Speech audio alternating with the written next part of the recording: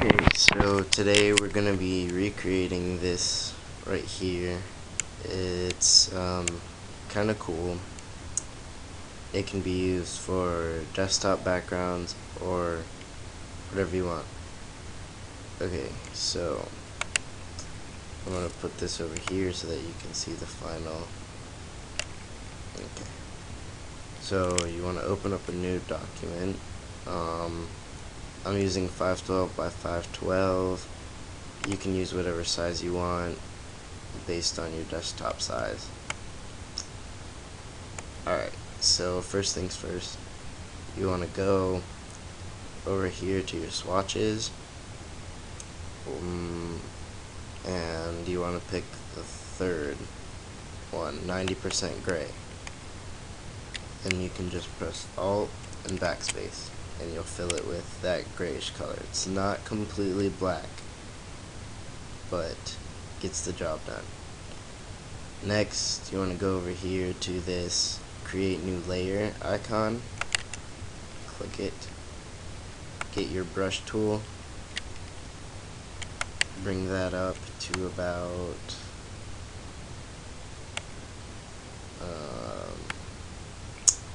200, yeah, around 200, no, actually, up to about 300 is where you want to go. And if it's too big, you can always scale it down by pressing the left bracket key. Alright, so then now you go over to your swatches.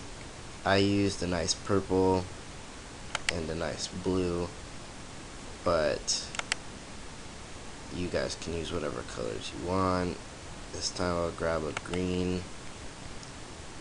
Make sure your opacity is down to 50. And make sure your hardness is all the way down. Hardness, 0. And then you might need a bigger brush. So just click once. Grab your next color. Click again. Scale down. Grab a light blue. Click right there in the middle. Alright, so now you kind of have these fuzzy colored circles, I guess. But they're still a bit too hard, so you want to lower the opacity. So come over here.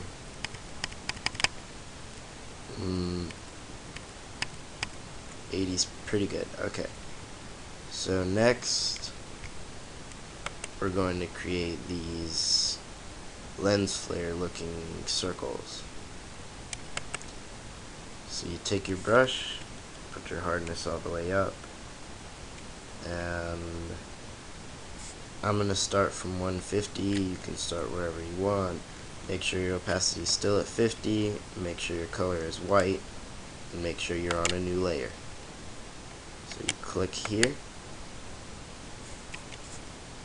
scale the brush down, click here, scale it down again, and then do it in reverse. Scale up, click here, scale up, and click here. And if you want, you can make one off the screen that's just a bit bigger, right here. Alright, so that looks pretty good. Now, what I did was I put little circles in here. So you can just make your brush about 50, click here, click here, click here, click here. You don't always have to follow my steps, you can do it however you like, but that way worked best for me. So then you go to your opacity, lower it to about, I'd say lower than 50, so about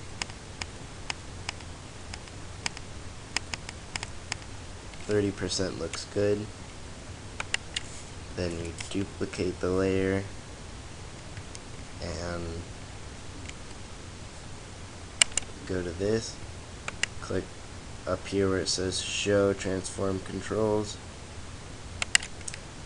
and you can just turn it like so, and you can click up here again so it hides those. Uh-oh.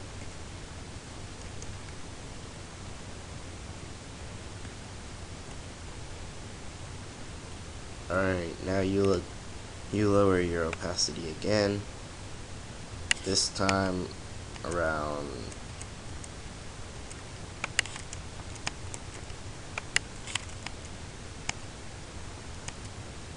5 works best. Maybe a little bit more. 8 looks best to me.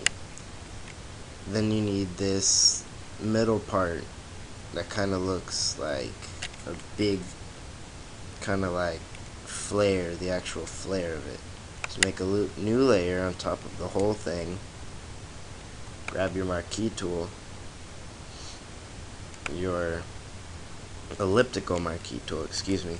It lives with the rectangular marquee tool, so you might want to go under here.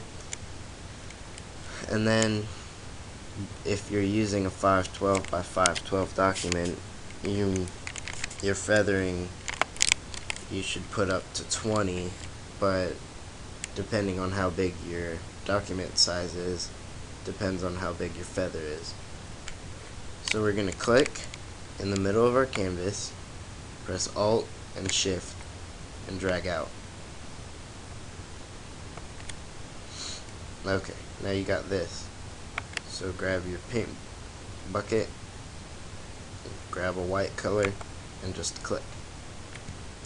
Now we've got this fuzzy circle, and it doesn't look quite right yet, so we're gonna put the blending mode to overlay and tone the opacity down to about 55.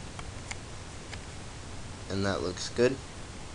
So now the final, we need these last little streaks coming off. So grab your pen tool.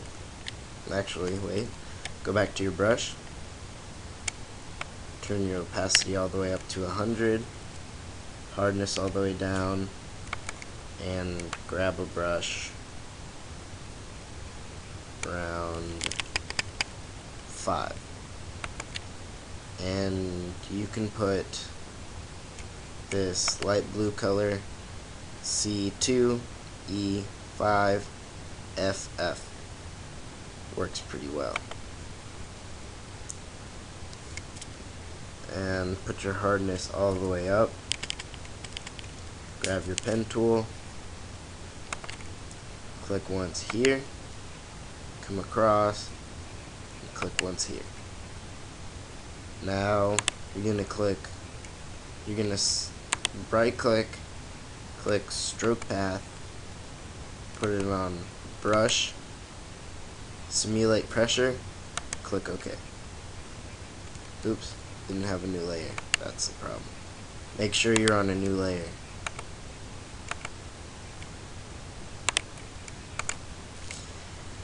And there's one. Now all you got to do is tone your opacity down to around 5 for that one. Duplicate it, transform it, which is Control T on Windows, and Apple key and T for Mac. So do that and tone the opacity down to about 1 or 2, whichever one you like best. And there you go. Nice desktop background. You can also add text, do whatever you want, but that's pretty much it.